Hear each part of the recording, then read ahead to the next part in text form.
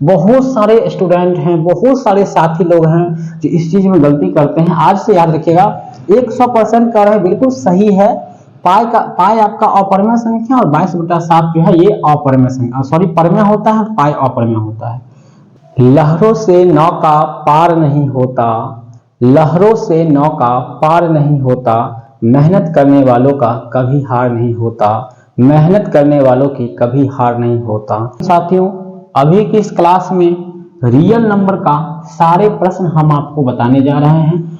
Objective के लिए 100% कह सकते हैं, बिल्कुल श्योर कह सकते हैं, कॉन्फिडेंस के साथ कह सकते हैं कि जो प्रश्न अभी हम आपको रियल नंबर का एक एक प्रश्न को खत्म कर देंगे और क्षणिक देर का वीडियो होगा और सारा चीज आपके माइंड में सेट करने वाले हैं। थोड़ा सा लॉजिकल तार्किक पढ़ाई करने वाले हैं हम लोग, थोड़ा सा ध्यान दीजिएगा। कुछ देर हमारे साथ आप लोग अच्छा तरह से रह जाइए, हम आपको सारे प्रश्न याद करवा देंगे। क्लास 10th या किसी भी कक्षा में है तो आपको हम ये सारे प्रश्न बताने जा रहे हैं। तो सबसे पहले साथियों, रियल नंबर में जो आता है वो आता है आपका प्राकृत संख्या, प्राकृत संख्या या प्राकृतिक संख्या। चलिए, इस प्राकृतिक संख्याएं जो होता है ये क्या होता है, इस चीज को हम लोग समझेंगे। जो प्राकृतिक संख्याएं होती हैं वो आपको गिनती की संख्या होती है, और कभी भी गिनती जो होता है 1 से शुरू होती है और टोटल 8 अर्थात अनंत इन्फिनिटिव तक चला जाता है। कहने का अर्थ समझिएगा मेरे भाई, प्राकृतिक संख्या होता है जिसको हम लोग n से सूचित करते हैं, नेचुरल नंबर। मैथ में अधिकांश आप देखते हैं n लिखा होता है, कभी कभी छोटा n भी लिखा होता है और बड़ा n भी लिखा होता है, तो दोनों का मतलब होता है एक ही होता है, नेचुरल नंबर यानी संख्याएं। अब गिनती की संख्या को प्राकृत संख्या कहते हैं। इसका कहने का मतलब हुआ कि जब गिनती आप करते हैं तो ऐसे करते हैं 1 2 3 4 5 करते हैं, न कि 0 1 2 करते हैं। याद रखिएगा, गिनती की संख्या को प्राकृत संख्या कहते हैं। इसी प्रकार आपका आता है होल नंबर, जिसको हम लोग कहते हैं पूर्ण संख्याएं। तो पूर्ण संख्याएं जो होता है इसे हम लोग W से सूचित करते हैं, होल नंबर। अब देखिए, ये जो होता है पूर्ण संख्या मतलब पूरे संख्या जितना आता है शुरू से पीछे लेकर के, यानी 1 से पीछे क्या आता है आपका, तो भाई 0 आता है। अब 0 1 2 डॉट डॉट डॉट टोटल 8 तक आपको जाना है, यानी अनंत तक जाना है। ये सभी संख्याएं आपका पूर्ण संख्या होती है। अब आपसे क्वेश्चन अगर कोई पूछ दे सबसे छोटी प्राकृत संख्या क्या है, सबसे छोटी प्राकृत संख्या, प्राकृतिक संख्या या प्राकृत संख्या क्या है, तो आपका आंसर होगा 1। बिल्कुल याद रखिएगा। और यहां पे पूछ देगा सबसे छोटी पूर्ण संख्या, हमें यकीन है यहां पे मैक्सिमम स्टूडेंट गलती करते हैं। सबसे छोटी पूर्ण संख्या क्या होता है भाई, तो सबसे छोटी जो पूर्ण संख्या होता है वो भी आपका 1 होता है। 0 कोई संख्या नहीं है, एक संख्या है। 0 को पूर्ण संख्या में लिया जाता है, लेकिन गिनती जब शुरू होता है तो वो 1 से होता है, इसलिए सबसे छोटी पूर्ण संख्या 1 होता है। एक्सेप्शन में आपको 0 के रखना है, अर्थात अपवाद में रखना है। इसके बाद जो हम लोग का स्टार्ट होता है टॉपिक है वो है आपका पूर्णांक संख्या। अब देखिए, पूर्णांक संख्या जो होता है, ठीक है, इंटीजर नंबर, इंटीजर नंबर को हम लोग किस सूचित करते हैं, तो इसको हम लोग i से सूचित करते हैं, ठीक है, INT इंटीजर नंबर, ठीक है। अब यहां पे क्या होता है पूर्णांक में, ध्यान से समझिए। देखिए, पूर्णांक का मतलब होता है भिन्न में, अर्थात बटे में रहेगा, या फिर उसमें सब कुछ आ जाता है। उसमें 0 भी आता है, माइनस वाली संख्या भी आता है और प्लस वाला भी आता है, और ये भी आपका अनंत तक चला जाता है। इसका डिफिनेशन कहेंगे तो शून्य सहित धनात्मक और ऋणात्मक संख्या के समूह को पूर्णांक संख्या कहते हैं। शून्य सहित धनात्मक और ऋणात्मक संख्या को पूर्णांक संख्या कहते हैं। उम्मीद है इस बात को आप समझ गए होंगे। अब बात करते हैं, आपका आता है सम संख्या। तो सम संख्या होता है जिसको हम लोग क्या कहते हैं, और दूसरा आता है आपका विषम संख्या, तो जिसमें 2 से पूरा पूरा भाग लग जाए। यानी आप बचपन में काग दोष खेले होंगे, जो दोष होता है 2 4 6 8 10 डॉट डॉट डॉट सूतल 8 अर्थात अनंत तक, 1 3 5 7 9 11 डॉट डॉट डॉट अनंत तक। जो काग वाली संख्या होता है वही होता है आपका विषम संख्या। बात को आप समझ गए होंगे, हमें विश्वास है आपको अच्छी तरह से ये पता चल गया होगा, कोई दिक्कत यहाँ पे नहीं होगा। अब बात करते हैं, सबसे छोटी विषम संख्या होता है आपका 1 होता है, और सबसे छोटी सम संख्या होता है वो आपका 2 होता है। और सबसे बड़ी की बात होगी भाई, तो सबसे बड़ी में अगर चले जाएंगे तो वहां पे आपको अनंत हो जाएगा। ठीक है, इस चीज को आप समझ गए होंगे, हमें यकीन है। अब हम आगे बढ़ते हैं दूसरे टॉपिक पर। हमारा टॉपिक होगा सबसे इंपोर्टेंट, वो होगा आपका परिमेय संख्या। ध्यान दीजिएगा, परिमेय संख्या, इरेशनल नंबर। इरेशनल नंबर जो होता है वो क्या होता है, तो सभी को पता है, जिसको हम लोग P बट्टा Q के रूप में लिख देंगे। Q का मान जो है क्या नहीं होना चाहिए, 0 नहीं होना चाहिए। बट्टे का जो है Q का मान 0 नहीं होना चाहिए, तो उसी को हम लोग परिमेय संख्या कहते हैं। अब आप लोग बताइए पाई कौन सी संख्या है, और पाई का मान 22/7 होता है।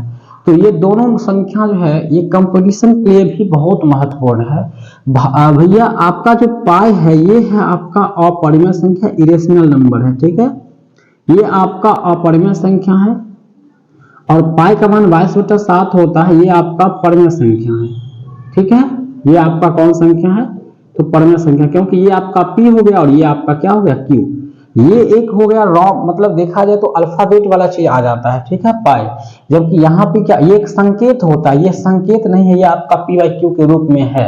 बहुत सारे स्टूडेंट हैं, बहुत सारे साथी लोग हैं जो इस चीज में गलती करते हैं। आज से याद रखिएगा, 100% कर रहे हैं, बिल्कुल सही है। पाई आपका अपरिमेय संख्या, और 22/7 जो है ये अपरिमेय संख्या, सॉरी परिमेय होता है, पाई अपरिमेय होता है। पाई का मान जो 22/7 होता है वो परिमेय संख्या होता है। इसी प्रकार से आपको यहाँ पे कुछ और एग्जाम्पल समझ लेना है। कोई भी संख्या, 0 कौन संख्या है, तो परिमेय है, क्योंकि 0/1 लिख सकते हैं। 0 नीचे लिखा जाएगा तो वो अपरिमेय हो जाएगा, 0/2 लिखेंगे, ये सारा चीज आपका परिमेय संख्या हो जाएगा। इसी के अलावा अगर √1 की बात करते हैं तो 1 का वर्गमूल 1 होता है, पूर्ण वर्ग होना चाहिए। परिमेय संख्या का मतलब जो पूर्ण वर्ग होता है वही होता है आपका, 1 का पूर्ण वर्ग 1 होता है। √2 ये आपका अपरिमेय संख्या है, क्योंकि ये पूर्ण वर्ग नहीं है, अपरिमेय संख्या है। √4 का वर्गमूल 2 होता है। √9 का वर्गमूल आपका 9 का 3 होता है। √169 का वर्गमूल 13 होता है। तो इस तरह से आप याद रखिएगा, ये सब होता है। रूट अगर 1225 पूछ देगा कौन संख्या है, तो ये 35 का वर्गमूल होता है, ये भी आपका परिमेय संख्या है। अपरिमेय संख्या आप समझ गए होंगे। अपरिमेय संख्या का उदाहरण, सिंपल बात है, आपको पढ़ना है जो पूछा जाएगा एग्जाम में। तो अपरिमेय संख्या का उदाहरण हो गया पाई, चाहे 2 पाई, जिसके भी साथ पाई आएगा वो सब अपरिमेय संख्या हो जाएगा। इसके अलावा √3, √2, √5 या 5/0, 0, 8/0, ये सब आपका अपरिमेय संख्या हो जाएगा। इस बात को हमेशा ध्यान रखेंगे। सबसे महत्वपूर्ण जो टॉपिक अब चलने वाला है वो है आपका प्राइम नंबर, जिसको हम लोग कहते हैं अभाज्य संख्या। ध्यान रखिएगा, ठीक है। अभाज्य संख्या, इसी को दूसरा रूप में हम लोग कहते हैं रूढ़ संख्या। अगर परीक्षा में पूछा जाएगा, बहुत ज्यादा इंपोर्टेंट है, सबसे छोटी रूढ़ संख्या क्या होता है, तो ध्यान रखिएगा 2, 3, 5, 7, 11, 13, 17 डॉट डॉट डॉट डॉट आपका यहाँ पे 97 तक आता है। ठीक है, ये सब आपका अभाज्य संख्या है। सबसे छोटी अभाज्य संख्या या रूढ़ संख्या जो है आपका वो 2 होता है। इस बात को यहाँ पे समझिएगा ध्यान से आप लोग। अभाज्य संख्या कहते किसको हैं, तो वे संख्या जो स्वयं और एक के अलावा किसी से ना कटे, के अलावा किसी से न कटे, यानी वैसी संख्या साथियों जो या तो कटेगा तो 1 से, नहीं तो वो स्वयं से, जैसे अगर 7 है तो 7 स्वयं से कटेगा, अर्थात 7 से ही कटेगा, नहीं तो 1 से कटेगा। यदि 9 है तो 9 जो है ये देखिए 3 से भी कटता है, 9 से भी और 1 से भी। तो ये आपका भाज्य संख्या हो जाएगा, अभाज्य संख्या नहीं होगा। उम्मीद है इस बात को आप हमारी बात को समझ रहे होंगे। अभाज्य संख्या जो होता है वो 1 से कटता है, नहीं तो वो स्वयं से कटेगा, यानी स्वयं से भाग लगेगा, नहीं तो 1 से लगेगा। तो उसी संख्या को हम लोग कहते हैं अभाज्य संख्या, प्राइम नंबर या फिर रूढ़ संख्या। ज्यादातर याद रखिएगा रूढ़ संख्या किसे कहते हैं, रूढ़, रूढ़, ठीक है, यहाँ पे ठ लग रहा है, ट ठ ड ढ, रूढ़ संख्या, ठीक है। अब आगे बढ़ेंगे, भाज्य संख्या पर चलेंगे हम लोग। देखिए साथियों, अब हम लोग चलेंगे भाज्य संख्या पर। उससे पहले हम लोग वास्तविक संख्या को समझ लेंगे। तो वास्तविक संख्या जो होता है ये आपका परमेय संख्या और अपरमेय संख्या, परमेय संख्या और जोड़ अपरमेय संख्या, इस दोनों को जब फेंट देते हैं, मिला देते हैं, तो वो आपका बनता है वास्तविक संख्या। और इस दोनों का उदाहरण अगर दे दीजिएगा वास्तविक संख्या में तो गलती नहीं होगा, बिल्कुल सही हो जाएगा। तो वास्तविक संख्या किससे कहते हैं, परमेय और अपरमेय संख्या के सम्मिलित रूप को वास्तविक संख्या कहते हैं, रियल नंबर कहा जाता है। भाज्य संख्या क्या होता है, वे संख्या जो एक और स्वयं के अलावा अन्य संख्या से भी कटे, अन्य संख्या से भी कटे, उसी को हम लोग भाज्य संख्या कहते हैं। नोट में आप लोग याद रखिएगा 1 से लेकर के 50 तक में अभाज्य संख्या कितनी है, तो प्यारे साथियों 1 से 50 तक में 15 अभाज्य संख्या है, और 1 से लेकर के 100 तक अगर पूछा जाए भाज्य संख्या कितनी है तो आपको बता देना है 25। यदि आपको 50 से लेकर के 100 के बीच में पूछ दिया जाए कितना है तो आपको कहना है 10 अभाज्य संख्या है। मोस्ट इंपोर्टेंट ये टॉपिक है आपके लिए, आप इसको ध्यान रखेंगे। अब भाज्य संख्या हो गया तो सिंपल, कुछ लोगों का क्वेश्चन होता है कि एक संख्या वैसी है जो 1 से ही कटेगा या 100 से कटेगा। तो भैया एक आपका विषम संख्या है, वो अभाज्य संख्या आपका नहीं होता है। अगर आपके मन में डाउट था तो अब डाउट आपका क्लियर हो गया होगा। आगे बढ़ेंगे, अब आपके साथ हम आगे बढ़ते हैं। अब है एक स्वयं के अलावा अन्य से भी कटे, तो जितना भी उसके बीच में आ जाता, जैसे कि हो गया आपका 3 के बाद 4, सबसे छोटी जो होता है भाज्य संख्या, कंपाउंड नंबर, इसी को हम लोग संयुक्त संख्या भी कहते हैं, इसी को संयुक्त संख्या भी कहते हैं या कंपाउंड नंबर बोलते हैं। सबसे छोटी कंपाउंड नंबर 4 होता है, इसके बाद आपका 6 होता है, 8 होता है, 9 होता है, 10 होता है, 12 होता है, 14 होता है, 15 होता है, डॉट डॉट डॉट करते तक हम लोग अनंत तक चला जाएंगे। तो ये सब जो होता है आपका भाज्य संख्या होता है। उम्मीद है कि इस चीज को आप समझ गए होंगे। अब जो आपका टॉपिक बचता है वो है आपका 10वीं क्लास में HCF, जिसका मतलब होता है हाईएस्ट कॉमन फैक्टर। इसका हिंदी होता है महत्तम समापवर्तक, यानी महत्तम समापवर्तक को HCF कहते हैं, जो आप लोग अभी तक निकालते आए हैं। किसी भी संख्या का HCF अगर आपसे पूछ दिया, मान लीजिए 5 और 18 का HCF आपसे पूछा जा रहा है, तो इसमें क्या करना है, छोटी संख्या से बड़ी संख्या में भाग करके आप निकाल लेते हैं। जैसे 18 में देंगे 5 या 15, ये कट गया 8 में से 5 या 3, फिर इस 3 से भाग देंगे इस 5 में, तो 3 एकम 3, 5 में से गया 2, फिर इस 2 से भाग देंगे 3 में, 2 एकम 2, 1 से भाग देंगे 2 में, 1 दूना 2, यानी इसका जो HCF आपका निकल आएगा वो आपका 1 आएगा। यानी भाग देकर के भी पता कर सकते हैं आप लोग HCF कैसे निकाला जाता है, इस चीज से भी पता कर सकते हैं आप लोग। और इस तरह से वास्तविक संख्या आपका लगभग खत्म होने वाला है। अब जो छोटी सी संख्या है जो आपका बच रहा है, वो बच रहा है आपका पहली संख्या गुणे दूसरी संख्या। यहां से भी बहुत प्रश्न आपके परीक्षा में पूछा जाता है। बराबर होता है HCF गुने LCM। यहाँ पे समझिएगा पहली संख्या को शॉर्टकट के लिए A बोला जाता है, दूसरी संख्या को B बोला जाता है। ठीक है, इस बात को याद रखिएगा। और लोएस्ट कॉमन मल्टीप्लिकेशन होता है यहाँ पे।